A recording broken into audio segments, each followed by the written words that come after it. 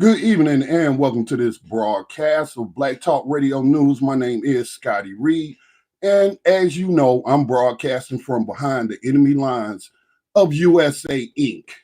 Now, we have a guest joining us tonight. I'll let him give his own full introduction, but I'll just call him Eric. We know each other on Facebook. And so he reached out to me and he just wanted to talk about a difference in opinion that he had in terms of Black history. It is Black History Month, but specifically my view of the African monarchs. He said that he disagrees. And just so y'all know, this ain't no adversarial type thing. You're not finna hear some people debating and trying to put each other down and all of that. You know, the real purpose of the debate is not to build consensus, but the purpose of the debate is to make people think, because each one of us might have a piece of information the other one doesn't have. And so we then think, we think about it and hopefully do our research later, because I don't do those type of shows. We're not going to be on here yelling at each other or anything like that, but we don't have that type of relationship anyway, through social media. But I want to talk about these African monarchs, because they are a part of our history of the African diaspora, no matter where you are. And we need to acknowledge that history and talk about their history, even if it's a negative, something that is seen as negative. I don't think there's any perfect people on the planet, but I said, let's have the discussion. And so y'all stay tuned, as our guest will be joining us here shortly. I also want to talk about the emotionalism and uncodified behavior I witnessed in the wake of the killing of Tyre Nichols. Now, one thing that caught my eye, as well as that of the suspected racist podcast host, is the Reverend Al Sharpton's claim at the funeral for Mr. Tyre Nichols. At the funeral part of his sermon, he told the family and everybody else that if Tyre were white, it wouldn't have happened to him.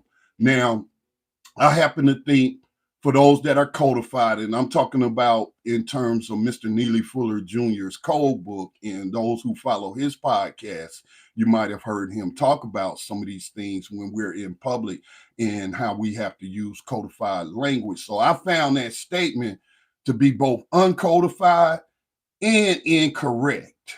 Okay. And I pointed this out online to one of my friends who said, Sharpton has some interesting comments. And I was like, yada, yada, yada. Rinse, repeat, say the same thing, change the names in the sermon after another Black person has been gunned down. It's nothing new. It's rinse and repeat. And we got to break out of that. But this Black woman, I'm saying, white boys have been, hundreds of them actually got killed last year, 2022. Yes, some have been handcuffed and beaten. Because I follow police violence as a news topic, I see all the stories and in all the different databases. They have all the different races, and it's broken down in statistics. So if police kill 1,100 people, I think it was 1,125. People are saying it's a record. I haven't actually checked myself, but that's about average from what I can tell. It's always over 1,000, hovering around 1,100. So if Black people is only 26% of those victims, then who are all these other victims? Right? And just by the sheer numbers, because whites are the dominant population, it is going to be more of them killed. But we want to play the statistics game as if this is an oppression Olympics, when the problem is police killing people, not just Black people, they killing everybody. And yet, we want to take these lanes that don't lead to the problem being solved. And there are common sense things, but, I just felt it to be so uncodified. So after our conversation, if we have some time, when I pointed that out, what I was getting to was this Black woman had emotional reaction to me. And a lot of people are in their emotions when these sort of things happen, especially if they go watch the videos and stuff. Which I do not do. I just read the transcripts. I listen to what the families and the other people had to say. They watched it, but I can't take it no more. It's traumatizing. You know what I'm saying? That's not to say I'm weak or anything, but why would I subject myself to black people being snuffed out on film? You know, I feel like the Associated Press and the corporate media is profiting off of those snuff films, because when you go to watch it on their platform, well, you're getting hit with the ads and all of that. So you're profiting off of this death at the hands of police, and that's just sick. And I won't be a part of that. But you know, we had to get out of our emotions and think logically, as Mr. Fuller is fond of saying. It comes down to logic. What's the problem with acknowledging that we ain't the only victims?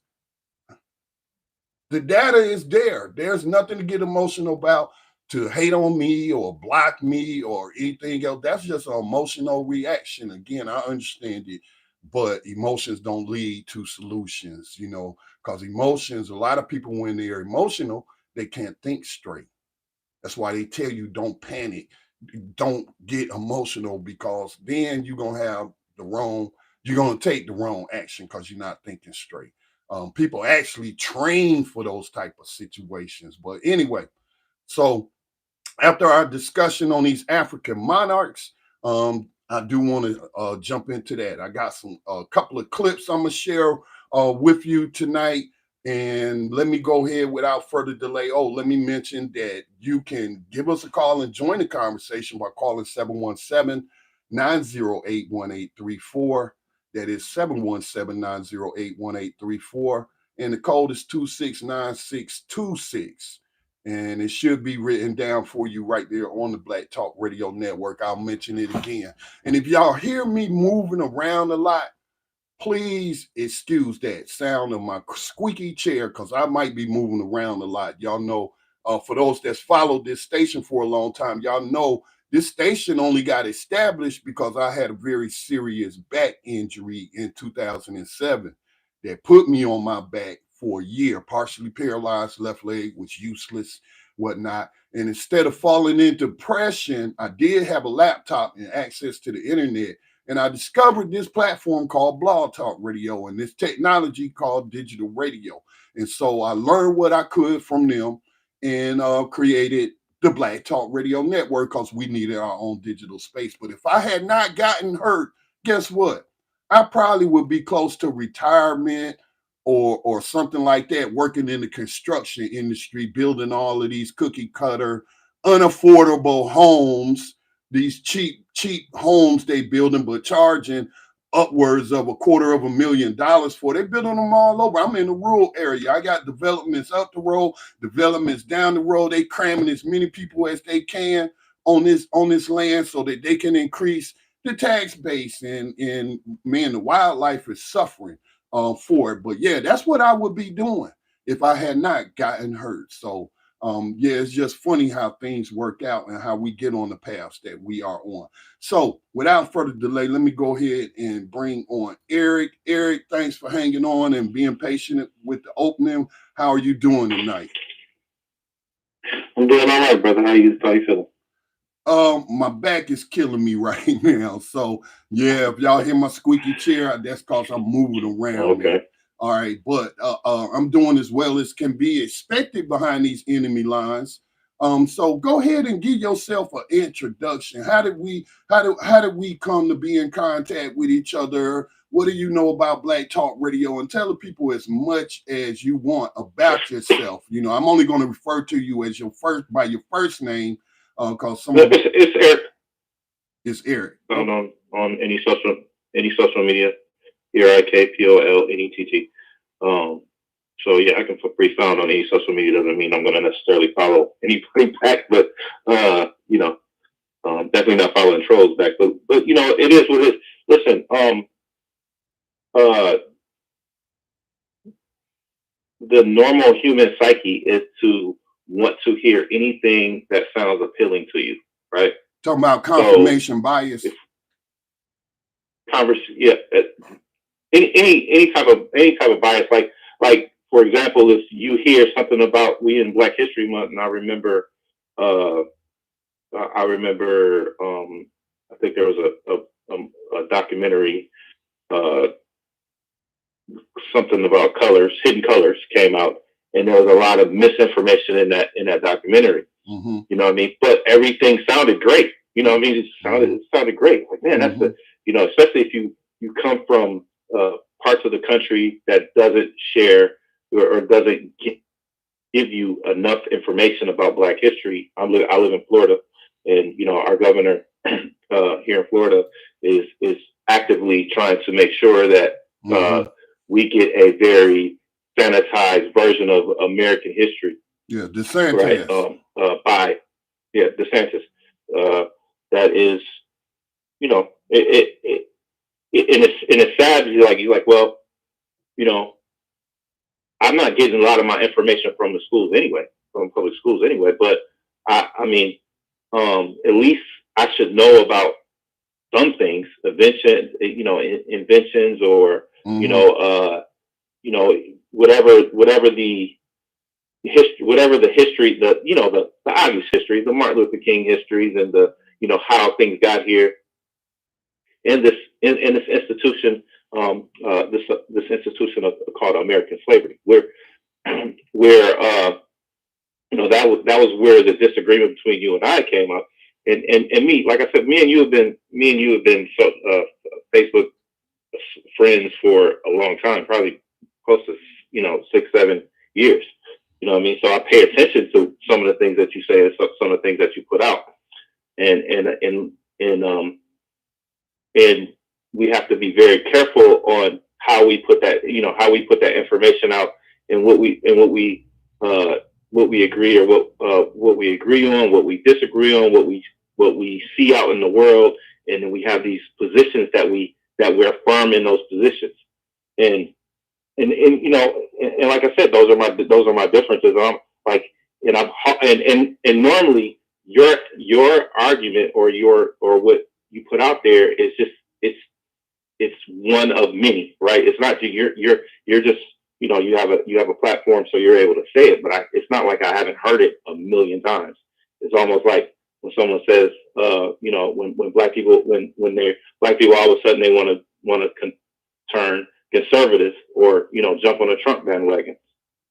It's like, yeah, I heard this stuff a million times, but you're not either you just not seeing it the way it is, or you just it's just different. Okay, I understand. So let's for the sake of clarity, what is it specifically that I said about African monarchs that you disagree with? How did I frame it, and what was the meat of your disagreement with what I said? Okay, so I think it was about, well, this all started when the movie came out. Woman King. What? The Woman King. Not Woman King. No, the Woman King came out, and he said, well, I'm not going to glorify those things. And I think there was another comment made probably around the same time. Said, hey, maybe before that, prior to that, hey, I think we need to have movies. I think we need to support these movies in order to have the other movies that we would like to have about African monarchs or people in history prior to the American enslaved people history. You know what I mean? Because that's been the gripe among a lot of people. Yeah. I don't want to watch another let me narrow it down. So it sounds like you said to me, the disagreement was over whether or not we should support the Woman King. Am I correct? Or right? Okay. That was one of the disagreements. Yeah, one of the disagreements. Now, your take was that even if I don't agree with the film, that we should support these films, because then that will get other films we may want to see greenlighted. Is that correct? Exactly. Right. Okay. That's exactly correct, and I think it's everything is dependent on how these movies are received, how they get greenlit.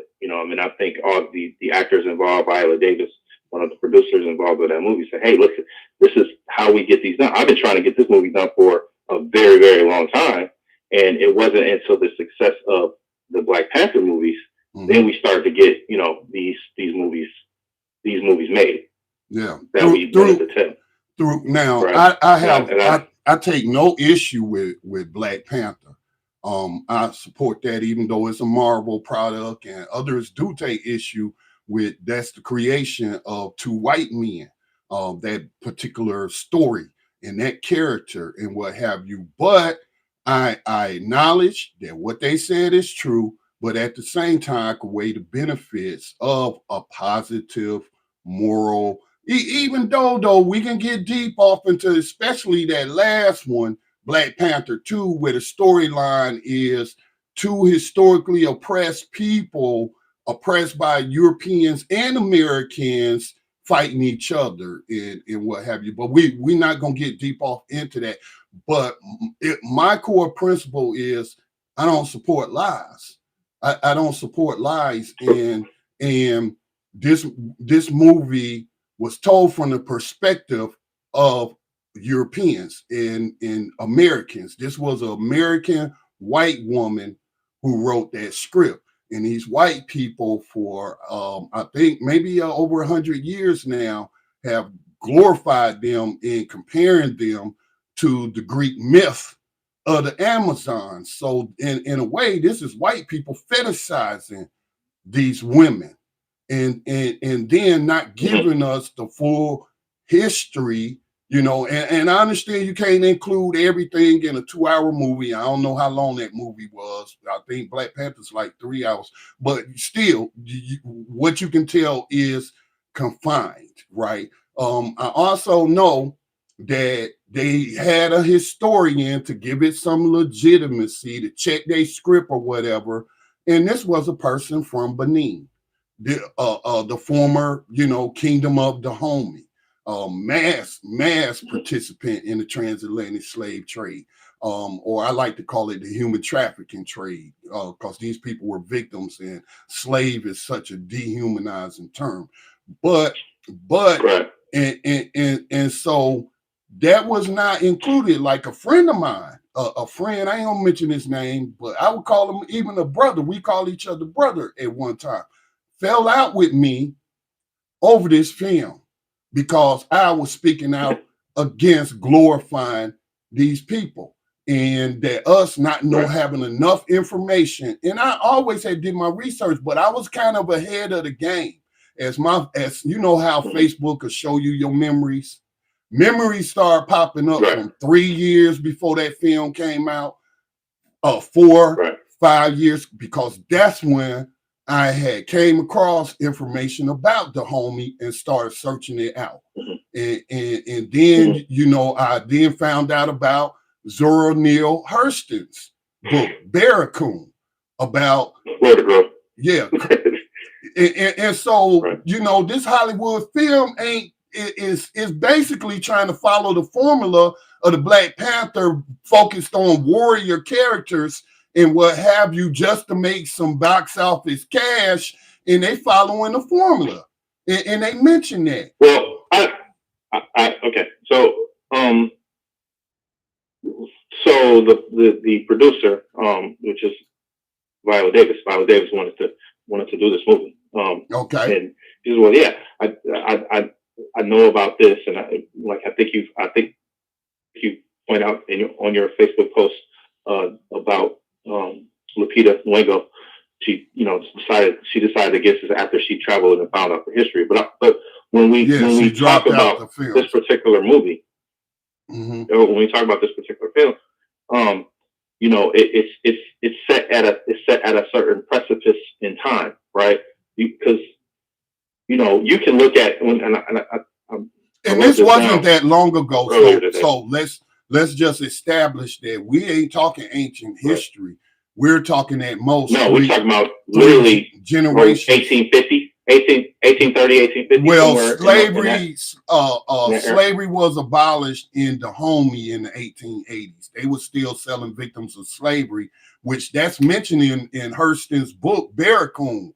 These two white men in the South bet each other that, although the U.S. government outlawed, the international slave trade, we gonna take this schooner and we gonna sail to Dahomey and come back with some cargo of these humans. you know, and they did it.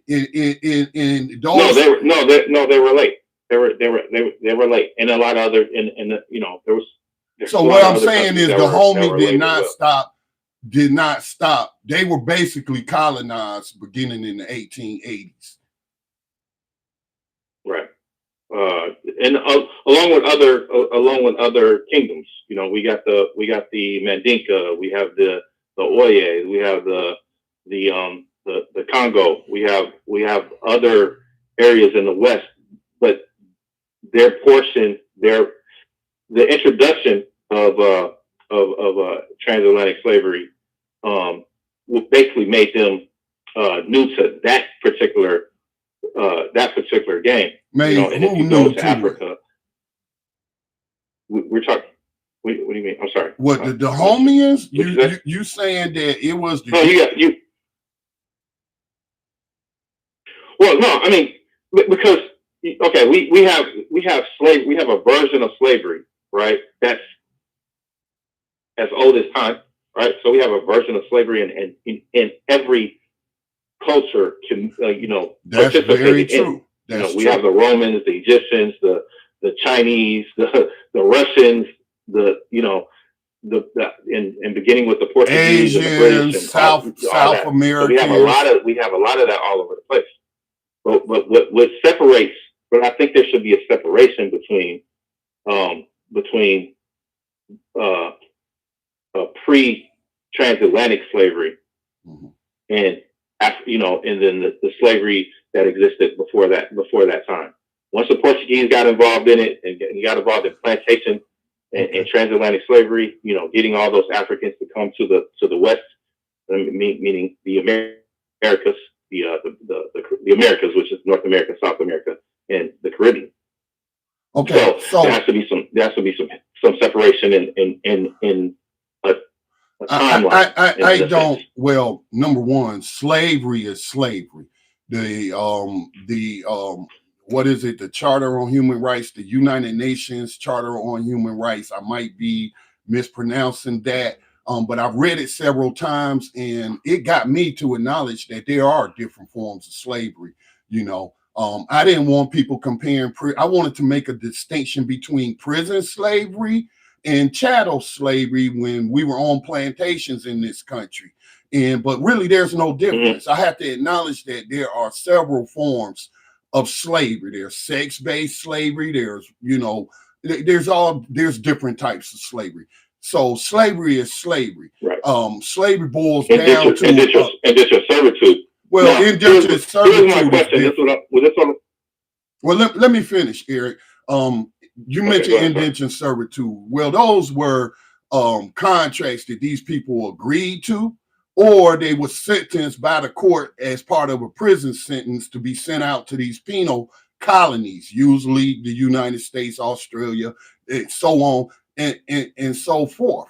But indentured servitude is different from slavery. I was just talking to a friend the other day that we didn't get people born into chattel slavery where you're born as property until, and a lot of people don't know this, Barack Obama's ancestor, who was an indentured servant, an African indentured servant, along with 2 European indentured servants. All 3 of them ran away. All 3 of them got caught.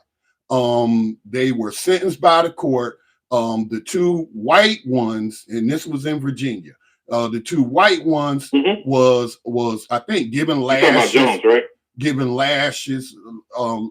They were given some kind of punishment, but they were allowed to just finish out their contract, or however long they was to be indentured servants. That man, I forget his name right now, but he's Barack Obama. I think it's Jones, and I think it's not Jones. I think it's not Jones. I know it's not Jones, but that's neither here nor there. That's neither here nor there. He was sentenced to slavery for life, and that was the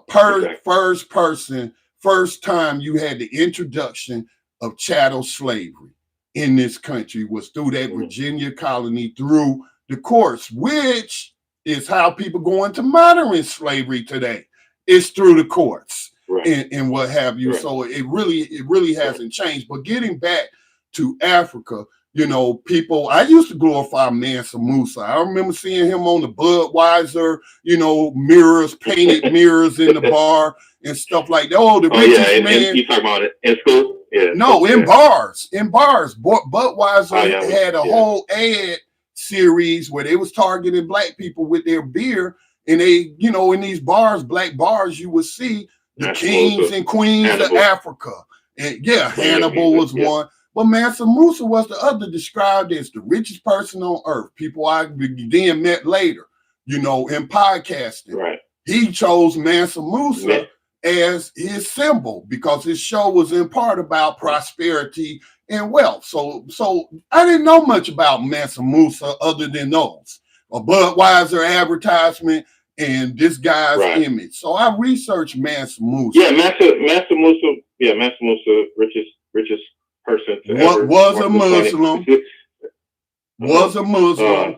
And also was interesting, you know, because anything after 700, you know, you pretty much get any type of religious background. But he was a slaver. Probably one of the reasons why he was a slaver. That's why I brought him up. Did you hear me? I said I brought him up because he was a slaver, and nobody likes to talk about it. No, I don't. First of all, I have no issues with talking about the facts or the truth. But you know, we glorify slavers every single day. You know, that's something we do every single day. And we need to stop doing it. You know, there's you know, if you all you gotta do is dig into your pocket, pull out of any American bill, and every last one of them was slavers. Yeah.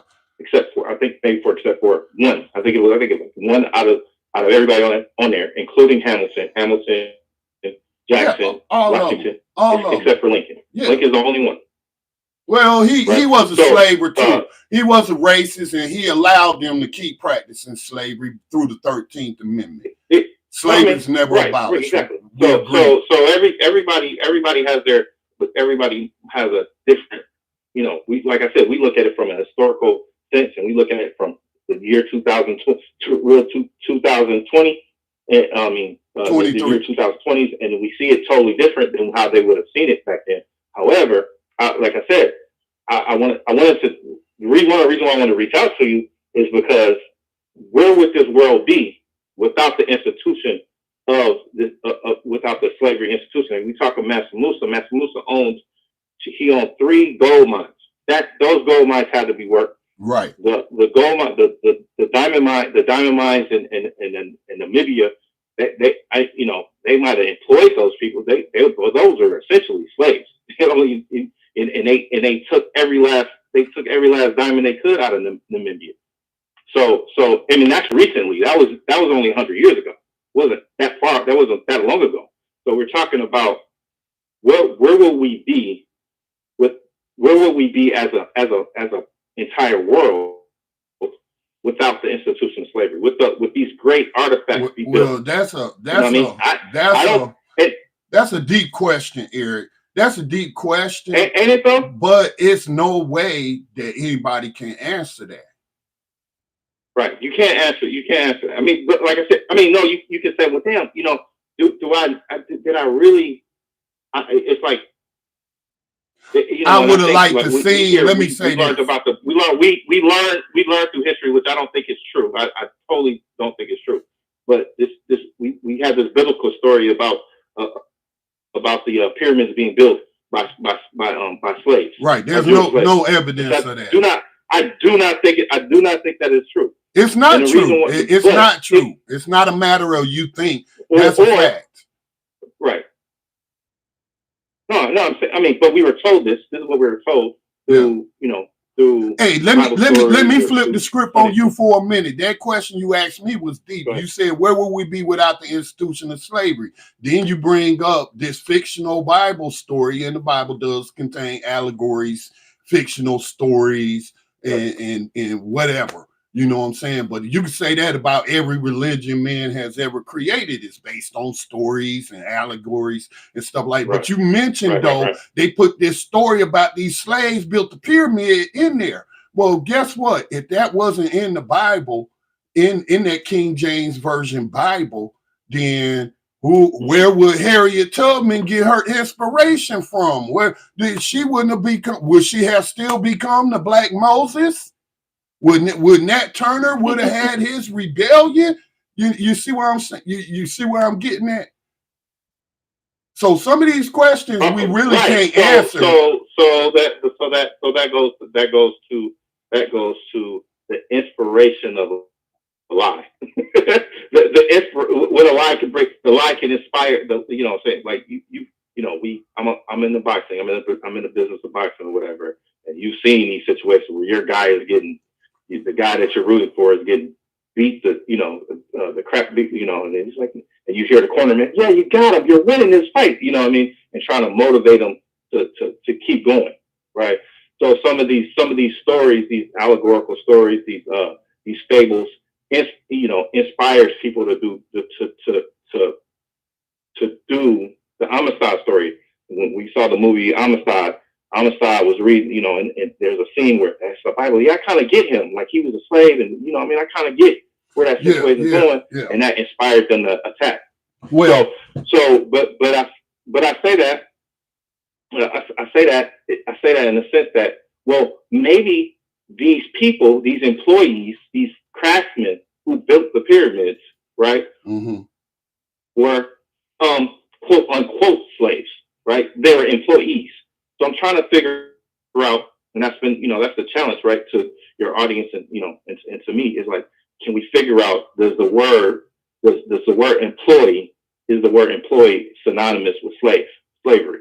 Right? I would say today it is. Again, this goes back to what I mentioned earlier about the UN Declaration of Human Rights, recognizing there are different forms of slavery. Because at one time, and this is about me being willing to change my mind when I get new information that's factual and it disputes something I believed before, but I used to believe, okay, if you in prison, you getting paid, even if you're getting paid $1 an hour, that's not really slavery. You know what I'm saying? But then as I continue to even research the institution of slavery in the United States, I discovered that some of these victims of slavery were being paid, even if it was just pennies and there was one woman who was a dressmaker and she was a victim of slavery. But the guy who employed her, the slaver, paid her a little something every time she made a dress or whenever he sold one. She saved up her money and bought her freedom. You know what I'm saying? So I was like, okay, she was getting a wage.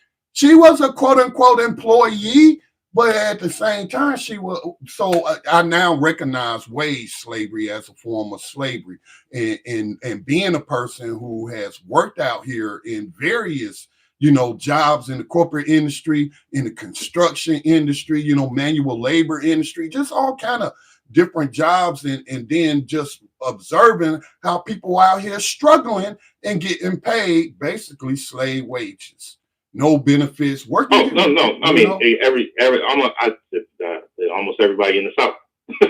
Like, I'm serious. Like, they do not get paid like you get paid in the North. But collective bargaining. But listen, I do got to keep a schedule. I want to take a short break. I want to get a call out. The call in number for those who are listening and might want to chime in. You could also post a question or comment in the YouTube chat. The number is 717-908-1834. That's 717-908-1834. And the code is 269 626 269 626, and I do believe you got to hit *1. You'll get the instructions to raise your hand. Listen, you're listening to Black Talk Radio News with Scotty Reid as I broadcast from behind these enemy lines. And although I recognize Black history 365 days a year, being a person who likes to read and particularly any subject dealing with the history of people anywhere in the world, it is good that during this time that some people will be focused on Black history. All right. And so in recognition to help you commemorate Black history, Those who follow me know I'm an artist. I'm a digital artist, NFT artist. And so I've released like 4 images from my African children's series, just 4 of them. The other ones are not for sale. And the proceeds will benefit the nonprofit Black Talk Media Project, which I'm the president of, which is also the manager of Black Talk Radio Network and many other media projects we got going on. Shout out to Purcell and Bonita up there in Richmond, Virginia with RVA Soul. Check them out, rvasoul.com. You can also hear their podcast, 3 Sisters, 3 Guys Talking Smack, listening to music right here on this digital stream of Black Talk Radio Network. So, all this costs money. So if you can make a donation of at least $25 or more, you can get one of those images as a gift, or get 3 of them for $75 and get the 4th one free. Again, all proceeds benefit the nonprofit digital media organization, Black Talk Media Project. We'll be right back on the other side.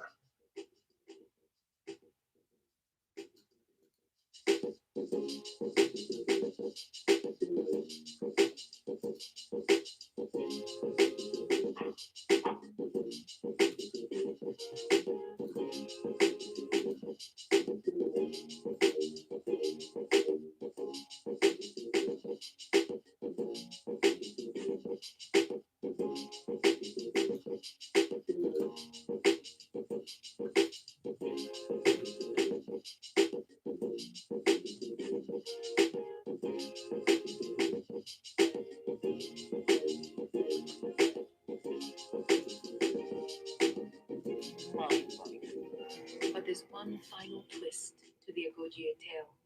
Let's go.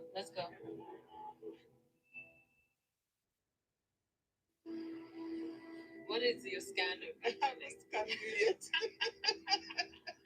Martine is taking me to meet her mother, Lali, in her hometown of Ouida on the Atlantic coast. She's told me her family has its own history with the female fighters. Lali has lived here all her life.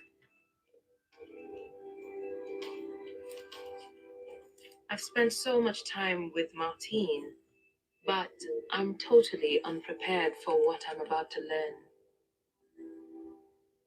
What is the story of your family? I can tell you my family history. My grandmother was from Nigeria. One morning, the warrior women, the Agojie, came to her village. It took a lot of people. These women were very strong. When they scream at you, you have to follow them immediately. And when they get angry at you, they just kill you. Grandmother was going to fetch water when the Agojie took her. How old was your grandmother when she was taken? She was a teenager. She went with many people to fetch water. She wasn't the only one they took. They took the whole group and brought them here. Lali's Yoruba grandmother, Yaga, was abducted in Nigeria by the Agojie warriors and trafficked to the Dahomey Kingdom. Yaga never saw her family again. The Agojie brought the girls to a bome and sold them to different people. Yaga was sold to a Portuguese trader, Lima, Lali's grandfather. Man called Lima bought her. He was buying a lot of slaves, but she said, "This lady is beautiful. I'm going to keep her for myself." They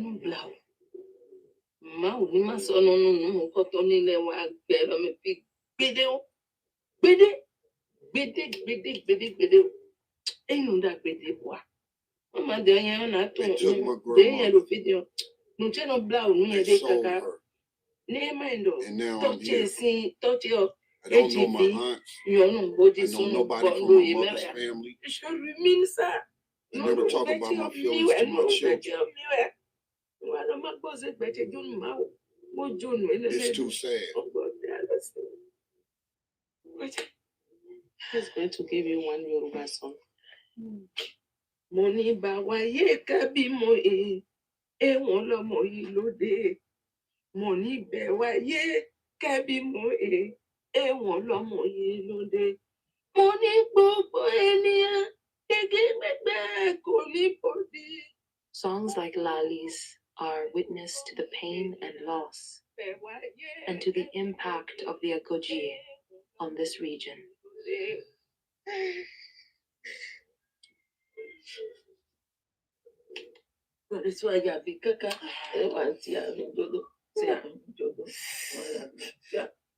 I want to ask you. We've been going around praising all the Agojie left, right, and center, singing their praises, invoking their spirits, and yet your history, your people are victims to something they did.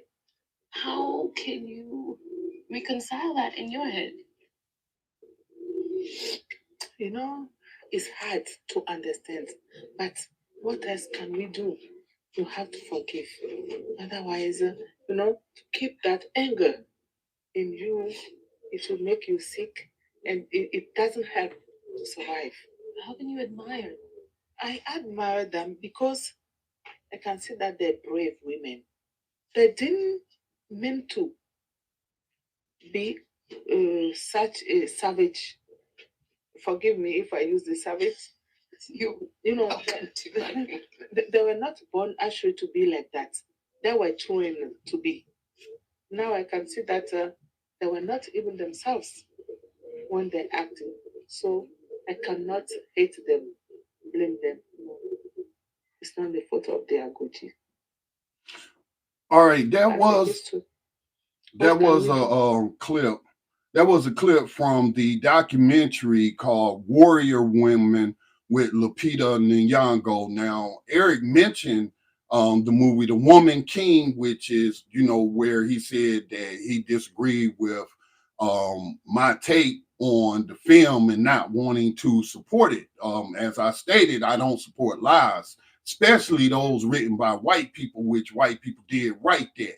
And what have you. And then it was a lot of historical inaccuracies in terms of the time period is what I read from other people. But that clip right there, and I recommend that film. It's been out a couple of years. It was made in 2019. And it's so much in that. And, when Warrior Women came out, I had already knew how vicious and savage these people were to other Africans, they African neighbors. And this isn't to say anything different about them, because monarchs in England and all those other countries, you can read about the wars and the savagery and the slavery and the different forms of servitude that they inflicted on other Europeans. You can look up like the Aztec history, the Mayan history, wherever you had great civilizations. What did they do? They preyed on the weaker surrounding nations of people, tribes, because all nation mean is a group of people with a similar language, similar customs, all this and similar religion and all of that. But you look at their history. What you'll learn from this documentary is that they still got a so-called king, and I bow to no men or women, and I was like embarrassed for Lupita when they took her into the compound, the royal compound. And again, this man has no power anymore. They have, I think, a republic now. Elections and stuff like that, but they keeping them around for tradition, tourist attraction. And she goes in there and you have to bow and scrape on the ground and be F that.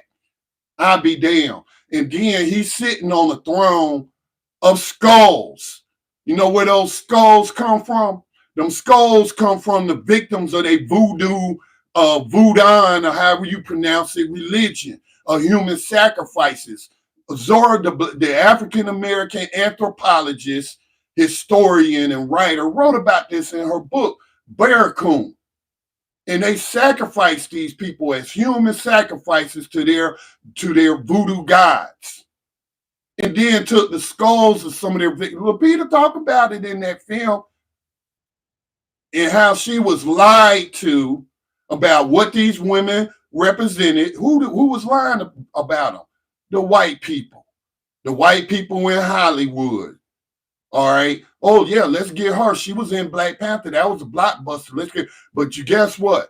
Some people, though, when they find out the truth of things, they have these principles that will not allow them to partake in lies, let alone help propagate them. And she'll forever have my respect for that. She's still a flawed human being. She's doing commercials for De Beers now. Somebody need to educate her on De Beers' history of colonization in Africa and using slaves and what have you. But what struck me about that clip, and then I'm gonna bring Eric back on, is that woman telling her story. She said her grandmother, again, this is in 2019. She said her grandmother, that's just 2 generations removed from slavery in Africa. Again, the homie didn't end the slavery in their nation until the 1880s. And then what made them stop was white people made them stop. That's the facts. The British went over there and said, we patrolling the 7 seas, no more slave ships and all of that, and you're going to have to stop. And King Gezo is documented as saying, well, what will the homie and babies sing? I mean, mothers sing to their babies. That's our culture, is to dominate our enemies and make them our slaves. That's what they sing to their babies. That's the type of culture you were talking about. We're talking about. This is history that ain't taught, along with a lot of other history that ain't taught. And it is part of Black history, because guess what? Those were our ancestors, those who are descendants of the victims of slavery. Those are our ancestors. Those are our relatives that were sacrificed at the stake. And so that's just evil. And then, her ability to forgive. And I was able to feel sorry for the women warriors. You know why? Because they was living in a patriarchal society under a king, and they were slaves too. They would go around the village to village, grabbing these young girls, teenagers, and then send them to this training. If they resisted, they killed them.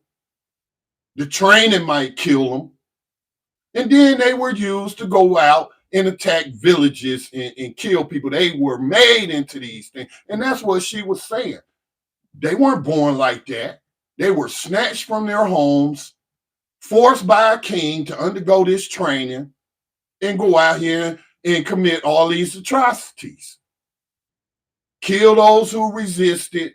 This is all in Zora Neale Hurston's book, where Cujo Lewis, who came over on the Clotilda, who was bought at a barracoon in Dahomey in the 1880s, he talked about when they raided his village, man, they killed old people, chop them in the neck with a sword or machete, whatever, and then twist their head till their head just pop off, the spine just break and just rip it off.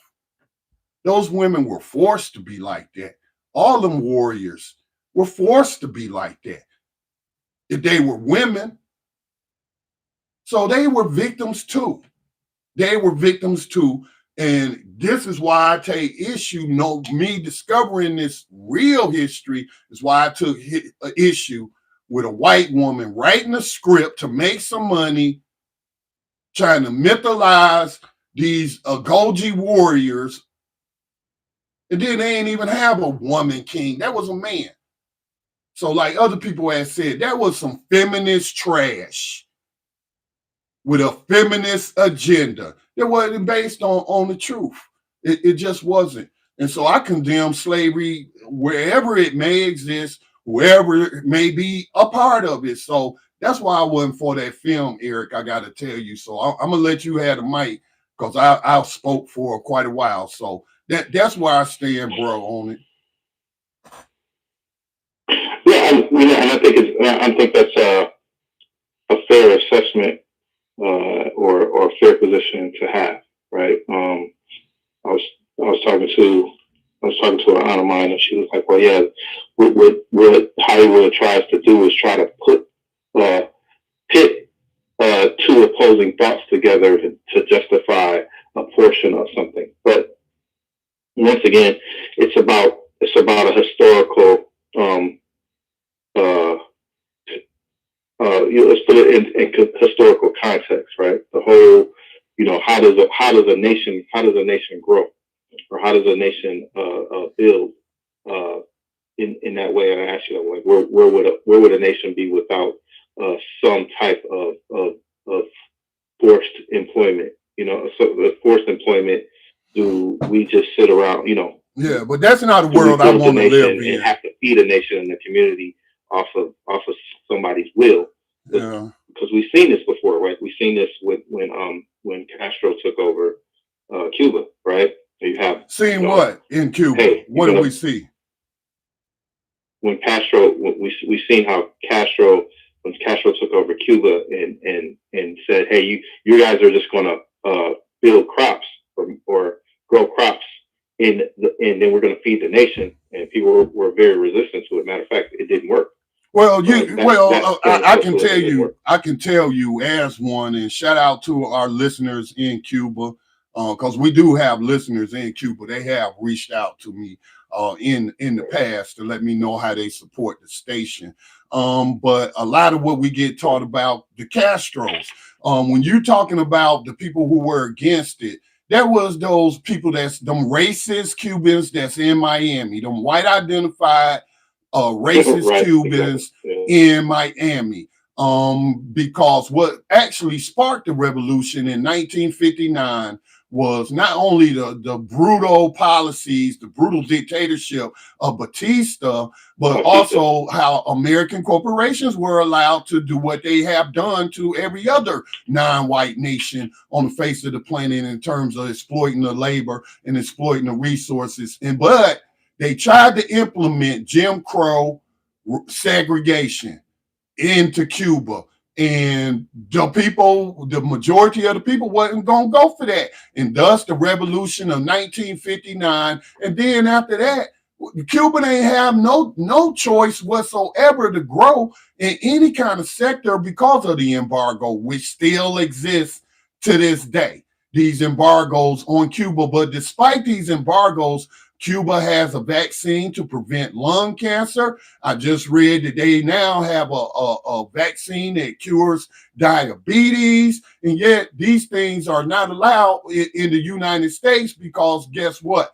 Then that would undermine the profits of big pharma and what have you. Exactly. So I hear what you're saying. What I'm saying is, do you get a community to support, right? To support the kingdom as a whole, right? Or if you're growing the community, where do you get these? Where do you get your working citizens to support the kingdom, right? You have to feed the entire kingdom, not just the king, but the entire kingdom, right? So and this is prevalent. This will probably be prevalent among the Mandinkas, among the Yorubas, among the she talked about Yorubas. Like these are not. Yeah, she was a victim. No, her grandmother was in. Yeah, we're not talking about as much as we would like to believe of the African diaspora being a united group. I know that's not true. The Sudanese, North and South, are not going to be united because these tribes are different. Their cultures are slightly different. They're not that much different, but slightly different. But the savagery, the introduction of the savagery or whatnot, that I think I know you saw the movie as I saw the movie when we talked about the Shaka Zulu movie, Right. He's like, yeah, we don't even fight like savages. We kind of dance around here, but these people coming in here, they coming in hot. You know what I mean? So we gotta, you know. I don't think Shaka though, Eric, learned his savagery like running poles up people's anuses till it come out the top of their back and stringing people up on poles and stuff like that. He didn't learn that from the British. Okay, he did not learn it. The British had rifles. They was gonna shoot you or hit you with cannon fire. That we're talking about savagery is when you running poles up people's ass and then leaving them there for days. And I blame that on his childhood. Him and his mother were severely mistreated and abused, and so when he came into power, he basically was a monster shaped by his life experiences. So people have been savage to one another all over the planet. You know what I'm saying? And I don't think they needed white people to teach them any kind of particular savagery. Men have been very inventive in coming up with ways to kill each other. And so, but I hear what you're saying. Your central point, your central point is where will we be without slavery? If that institution didn't exist, look, man, that's not a world I want to live in. And that's the one I fight against because it's still happening to this day. Right. Slavery's never been abolished. Yeah, and I don't think it's one of those, and I hate to be the one that voiced that, right? Like the Genghis Khan dynasty, the Khan dynasty. Yeah, I know about this. These dynasties are built. These dynasties are built off of prisoners of war, and they're just built that way. And we gotta look. We look at it from I mean, by that token, then Eric, and you correct me if I'm wrong. Then it sounds like bro. I'm sorry. I just got to put it out there. It sounds like you excusing slavery because you can't excuse and say, where would these nations be? These African nations be without this? Where would Genghis Khan, without all this conquering other people and mistreating other people, slaughtering them, turning them into slaves? So then we. Yeah, let me be clear. I do not justify any type of slavery.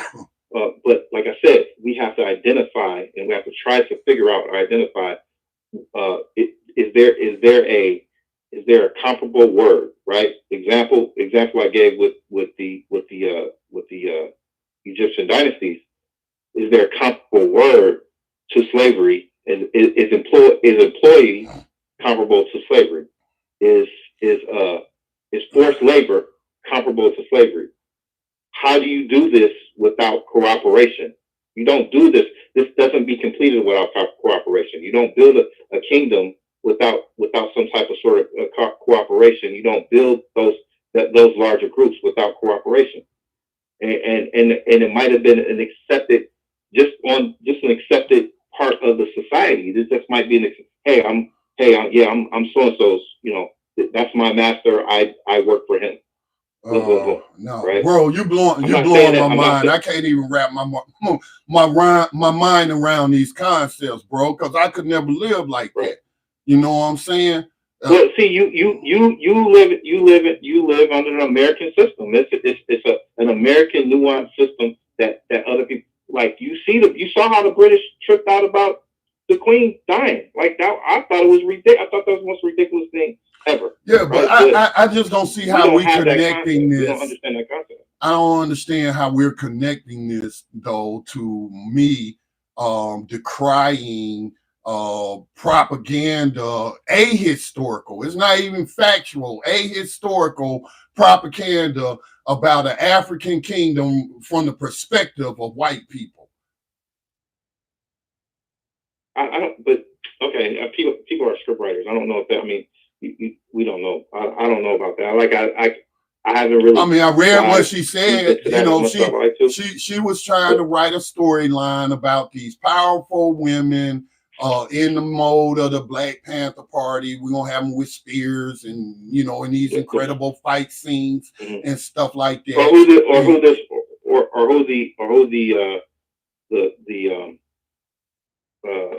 The warriors, the warriors of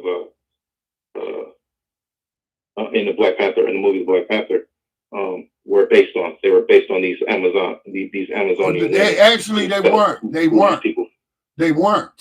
They were not. And the director, I mean, the people who created, the white men who created it, did not base it on the kingdom of the Homie and the Goji warriors. That was a lie. And was Wonder Woman based off of those people? No, Wonder Woman was based off of the Greek myth.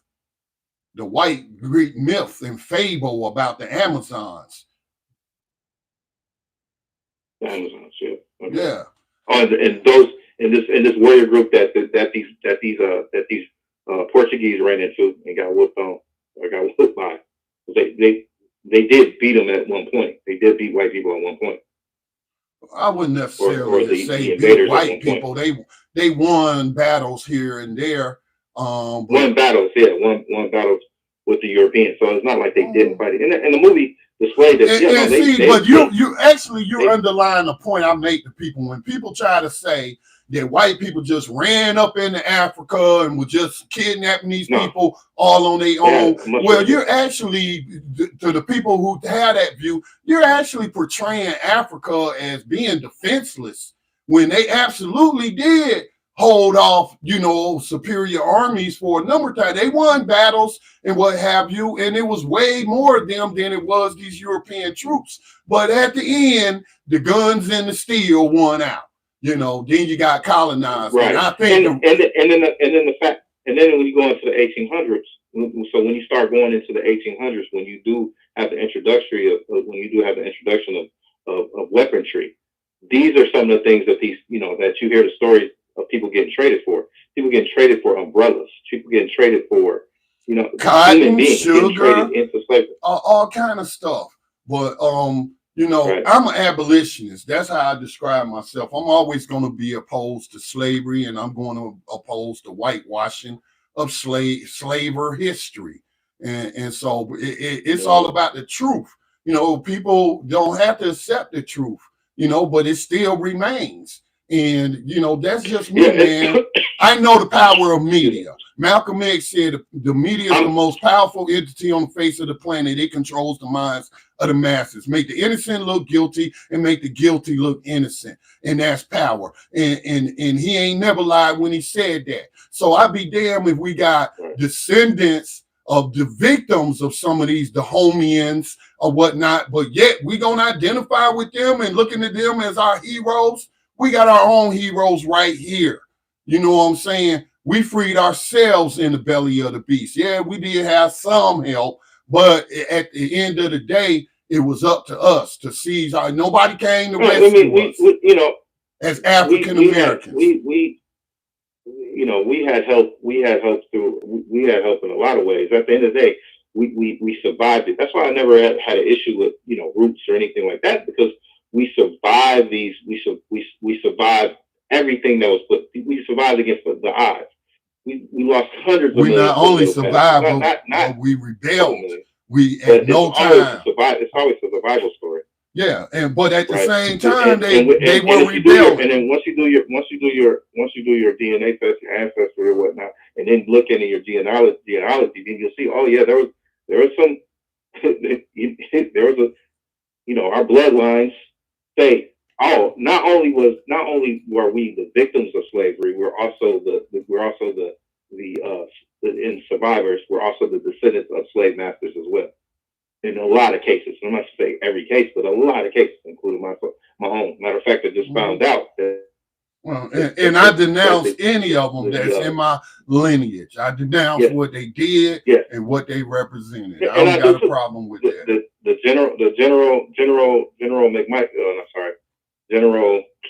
Taliaferro, in South Carolina, who controlled the fort in South Carolina. That's a direct descendant of mine. So it's like I hate the fact that is the case, but it is the case. Right. And I can't sit there and be like, oh, I don't want to talk about it. It is what it is. Yeah, it is You know what I it mean? is. But listen, I do got to run though, Eric. It was good having this conversation with you, man, for about an hour. But hey, anybody out there, you know what I'm saying? I don't just look for quote unquote celebrities or famous people. I'm interested. This is people's radio. I built this station for the people. And when regular people, you know, want to come on and have a conversation, that's what this was built for. So I want to thank you for reaching out, Eric. And maybe have you back sometime in the future. But I want to go ahead and end this segment and say good night to you. You got any final thoughts? Yeah, quick things. First of all, I appreciate you having the conversation with me, Scotty.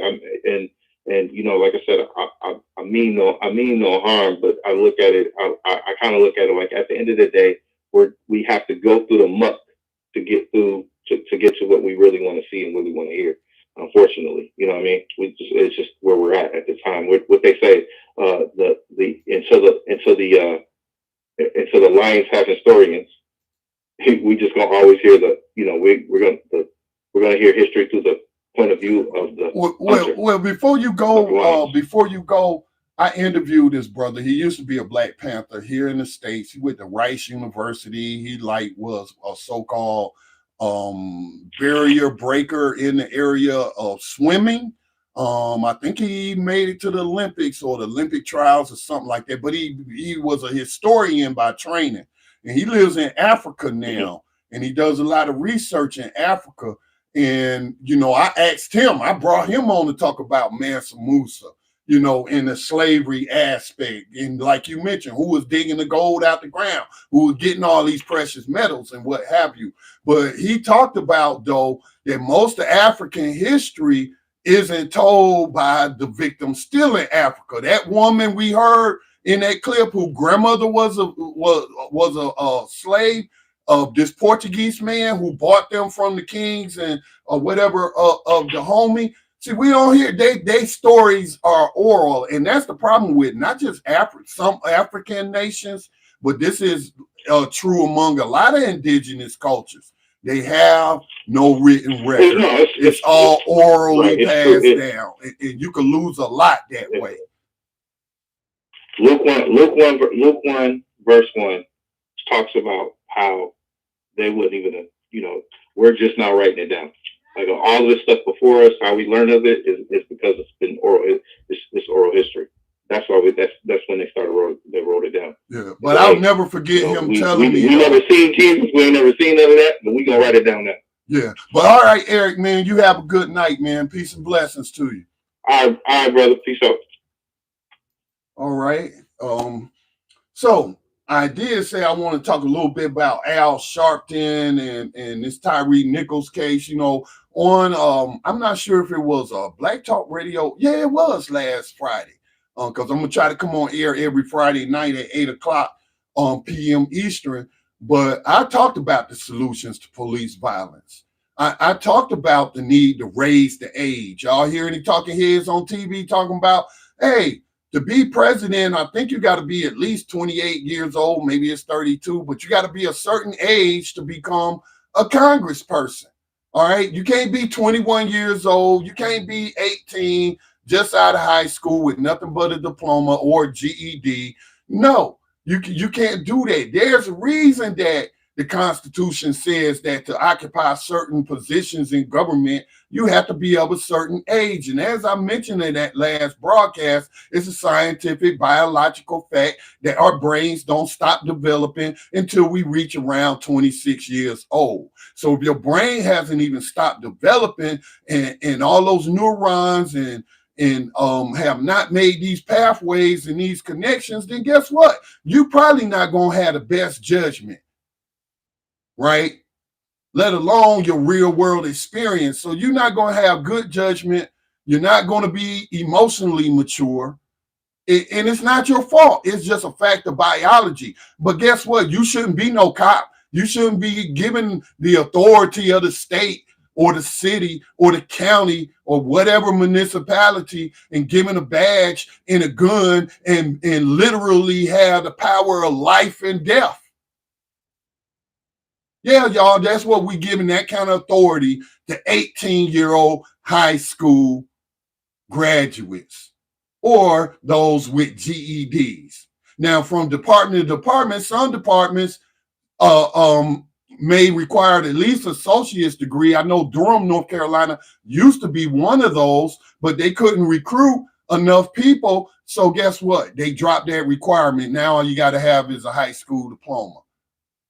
See, we scraping the bottom of the barrel and we allowing these people to become cops. So whatever ingredients you put into something, guess what? That's what you're going to get out of it. It's quite simple.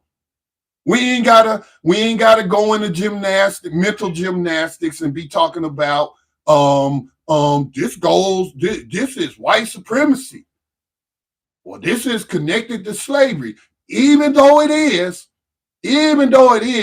but why do every time one of these events happen, we go into rinse and repeat of these talking points? It's white supremacy. Like we gonna convince white supremacists that to admit that this was racist. What's the point, man?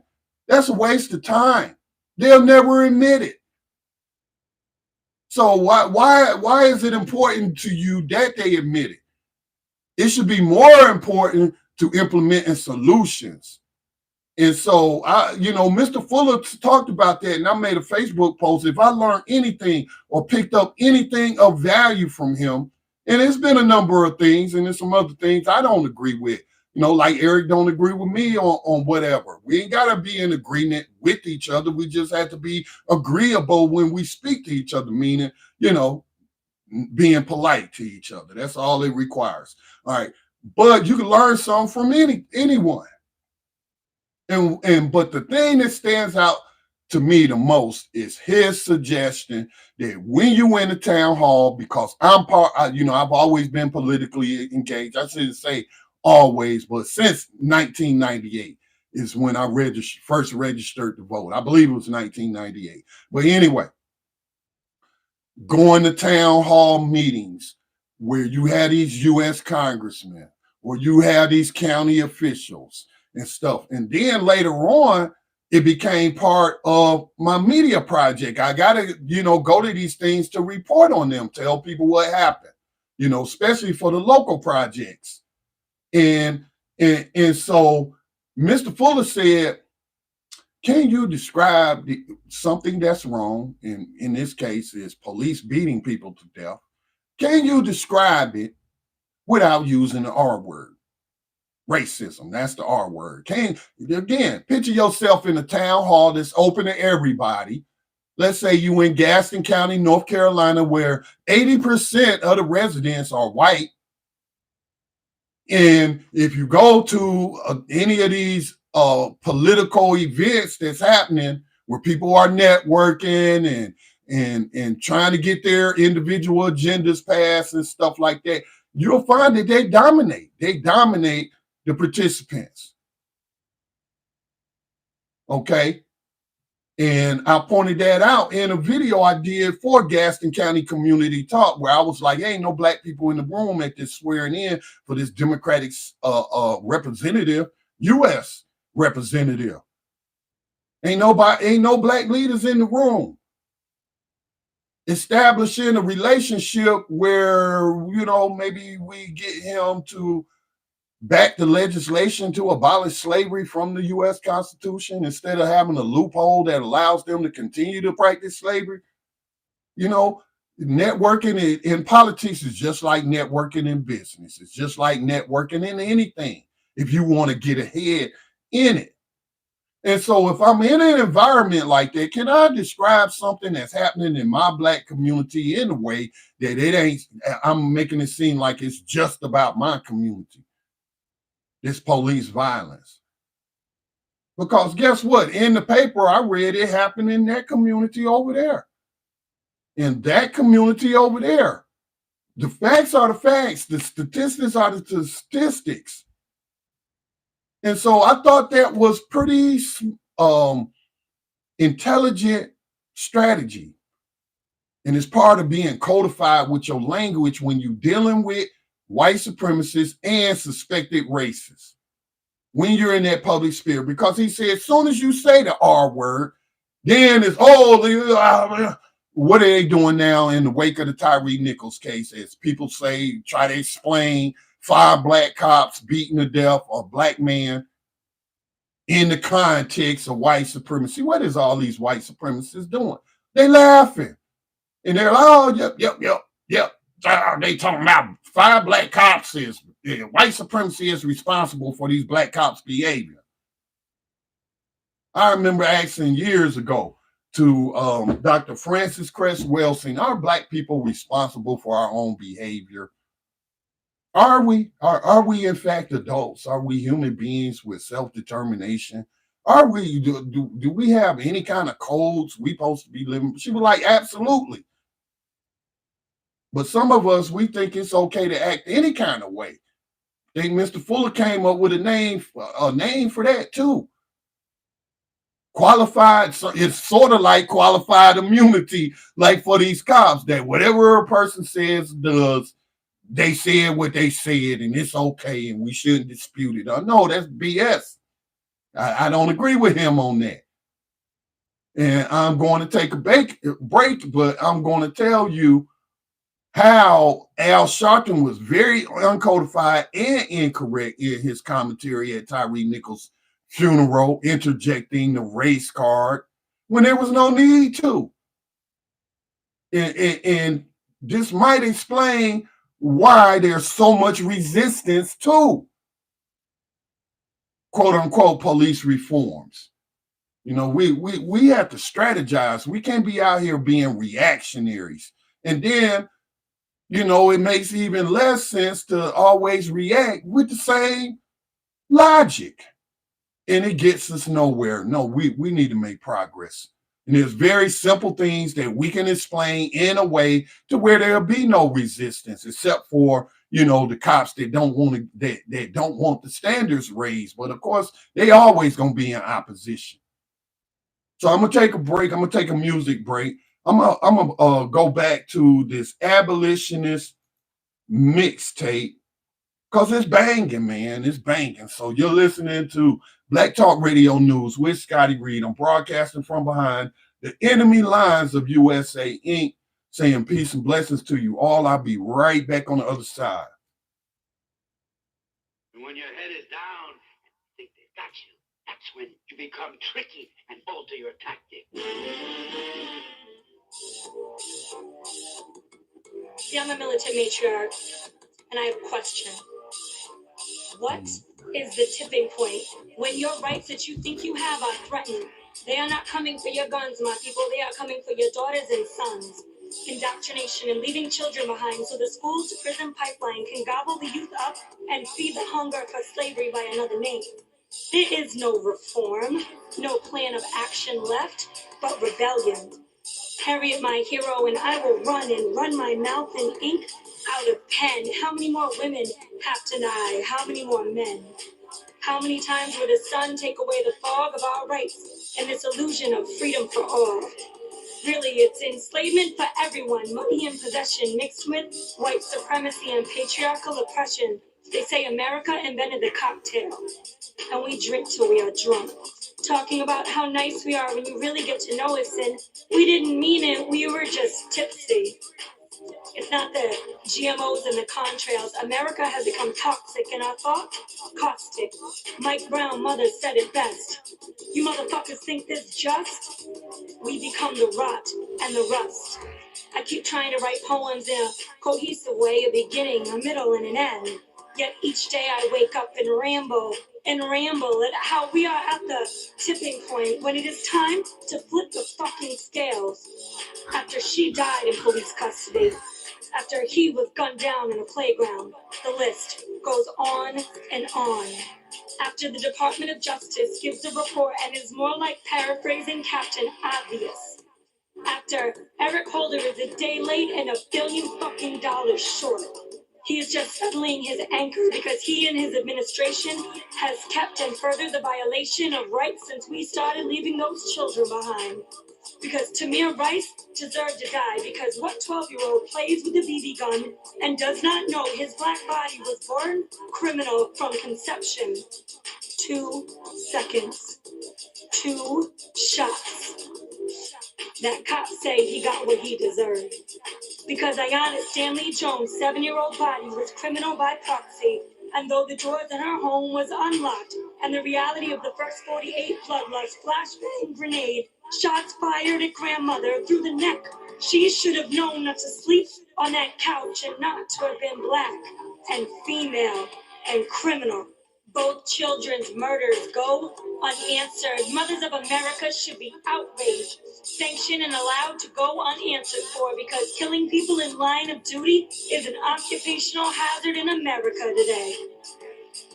It is us against you, and we have tactical units up-armored and tear-gassed and violated your rights, and we have Ferguson to prove it. We've got all this leftover booty from the spoils of war, and we can't let all this up-armor go to waste. It's the murder of children at the hands of police, the incarceration of the masses, the miseducation, the health disparities, the poverty, the stop and frisk, stop and walk, wiretapping, secret prisons, shoot first and ask questions later. It's not enough to tip to the point where you want to wake up. I'm not even sure what else will, if anything, if we continue to ramble on, and maybe I'll live long enough to write the poetry at the dawn of the Republic, at the dawn of the Revolution, and maybe, just maybe, you'll fucking shut up and listen.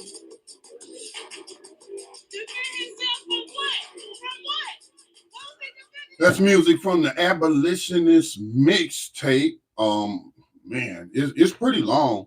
I think it's like maybe 25 minutes long. No, it's actually 42 minutes long.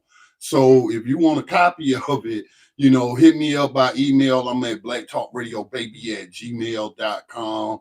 I'm telling you, man, it's music for your revolutionary soul. It's a music for your abolitionist soul. And what are we seeking to abolish? We seeking to abolish that great institution of slavery that gave birth to just about every other ill on this planet. Okay? So we're not dealing with mass incarceration. We're dealing with a continuation of the institution of slavery. And that's why I call police slave catchers. But let me play this clip, though, getting back to Mr. Fuller's suggested codification when you were in the public square. And that means talking to the media when you know the cameras is around. Now, don't get me wrong. Sometimes, as they say, you got to call a spade a spade. And if Dylan Roof went into a church and the evidence suggests he was motivated by racism and white supremacy and the Confederacy and these symbols and all, then you got to tell the facts. It is what it is, but even a bona fide racist ain't going to argue with you about Dylan Roof's motivation. You ain't got to prove it to them. They know, they wrote the book. All right, so I just don't understand why we are not being more codified. Like, for example, police violence. Now, this is what Al Sharpton said. Let me play that clip for you. This is what Al had to say. How do you have the same department that can keep crime down on one side of town without beating folk to death, but you can't do it on the other side of town unless you feel that you can get away with it there? I can't speak for everybody in Memphis. I can't speak for everybody gathering. But for me, I believe that that man had been white, you wouldn't have beat him like that night. And that, folks, is what's known as emotional candy. Okay? That whole line was uncodified, and it's not rooted in statistical facts. Okay, whether you want to believe me or not, you can do your own research, and the research will confirm that I'm telling you that these police come in all colors, all ethnicities, have different religions. I'm sure atheists are among them and what have you. and even some who are foreign nationals can come over here and police. And there is some new information about that. I believe I posted it to the New Abolitionist Radio Facebook page, but that just came to my mind that now foreign people can come over here and be cops and don't even have to be citizens. I believe that legislation was passed in California. But you have the very diverse police forces of America with Black people in these high positions like police chief, like sheriff. Y'all remember David Clark, right? And and it's not leading to any change. And they're killing everybody. They're killing everybody. They're not discriminating against who they kill. But within my community, for some reason, we think the solution is to just focus on the 26% of Black victims. We got to carve out that space and make sure everybody know that we only 13% of the population, but 26%. We've been saying that for years now. Has it led to any change? Huh?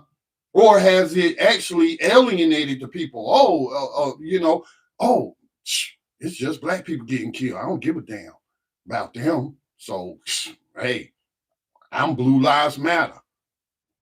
It's just not a very good intellectual strategy to convince people to solve a problem.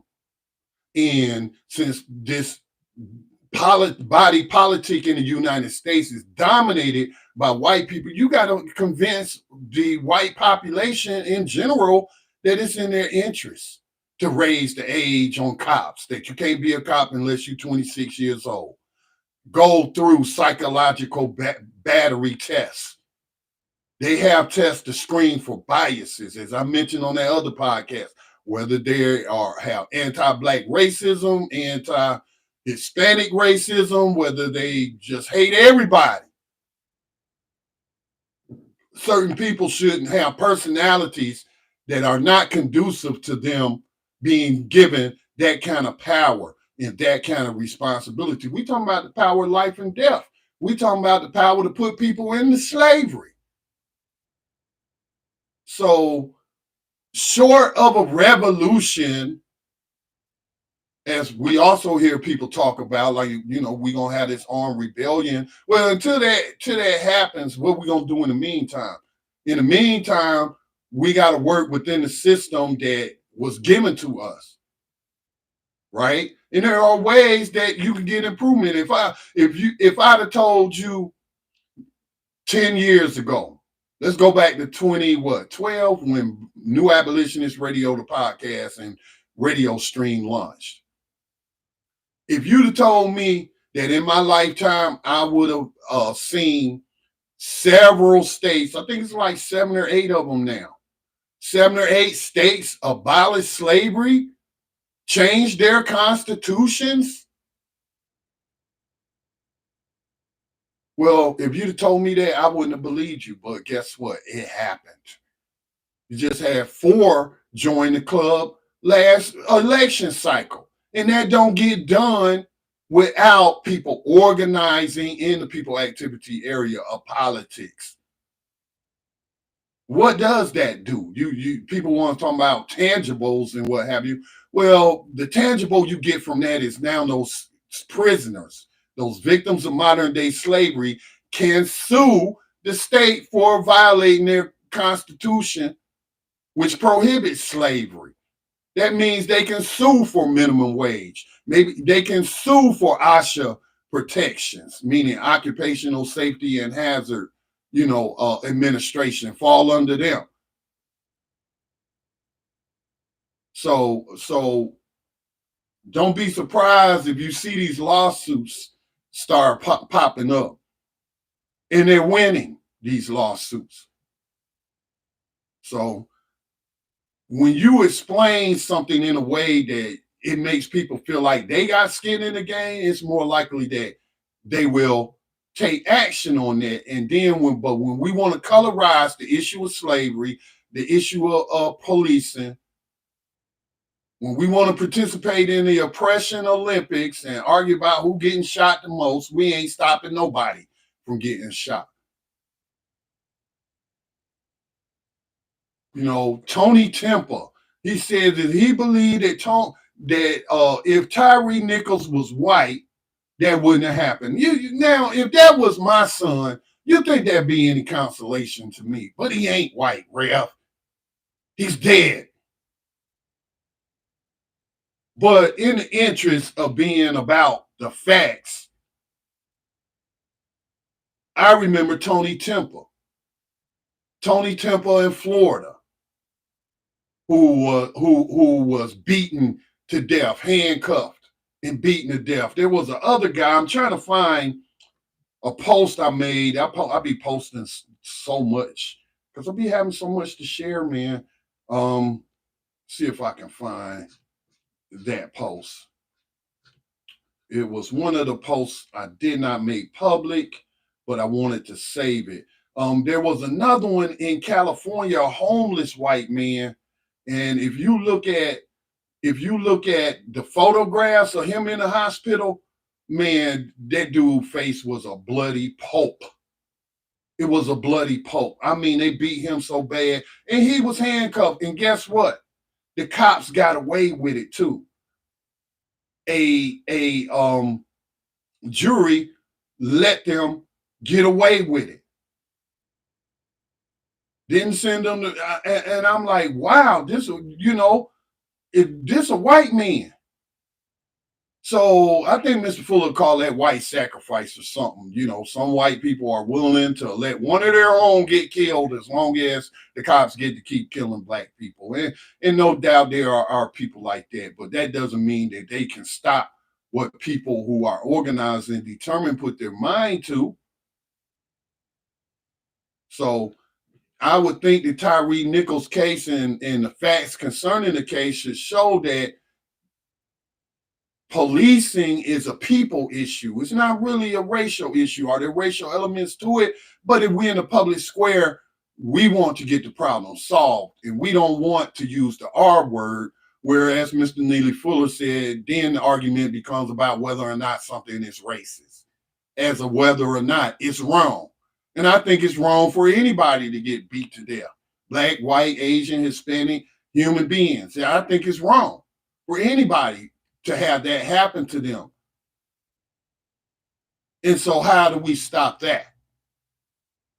Then there are common sense solutions. You know, this guy, former police chief, gave an interview to a local reporter here, Ken Lemon, a black reporter, and he talked about how easy it is to become a cop, like I was talking about last week. And he was saying, like, these people come in the door with biases that they've been, those biases have been, rammed into them, brainwashed into them. These are their foundational beliefs. And then you hire them as a cop and give them 3 months training and think that's supposed to change their biases. Now, he didn't mention anything about any kind of screening or psychological tests, but he's pointing out that 3 months of training ain't going to train nobody that's had a lifetime of being taught how to mistreat people. So, again, as I was telling a friend, I'm tired of these people offering up solutions that don't solve, like we need more black cops. No, we don't. Black cops kill people too. They kill black people at the same rate as white cops. This is statistical data. These are facts. This is not something I'm making up. I have no reason to make up anything. The facts are the facts. All you got to do is know how to find them. So I want to see this problem be solved. And I'm tired of these hustlers like Al Sharpton just rinsing and repeating the same talking points and not able to even solve the problem. So that's all I got to say. I won't belabor the point. And we will bring this broadcast to a close. I should have another guest line up next week, next Friday, 8 o'clock p.m. I'll have a guest on to talk about the Mandela campaign. And I think I promoted it before Tag was on, or he shared the video because it was a web series, and he shared that video, and I posted it on Black Talk Radio Network. But they have another upcoming event, and I hope to have someone on to come on and inform us about it. All right, so recognize the fact that you live behind the enemy lines of what? Of USA Inc. And they're still practicing slavery here, and the modern day slave catchers is out here beating people to death. So you got to practice defensive living. You got to always be aware of your surroundings, and you can't think emotionally. You have to make up in your mind to stay calm and think your way through these situations and not be rash. But I do believe that there's hope at the end of the tunnel. I don't know how long the tunnel is, but if we walk that tunnel and keep, building on each other, then we can solve these problems. And if not entirely, greatly reduce these problems. There are too many people, 1,100 people a year being killed by cops is unacceptable. Hell, 100 is unacceptable. But that's my show. Peace and blessings to all. Y'all be safe out there.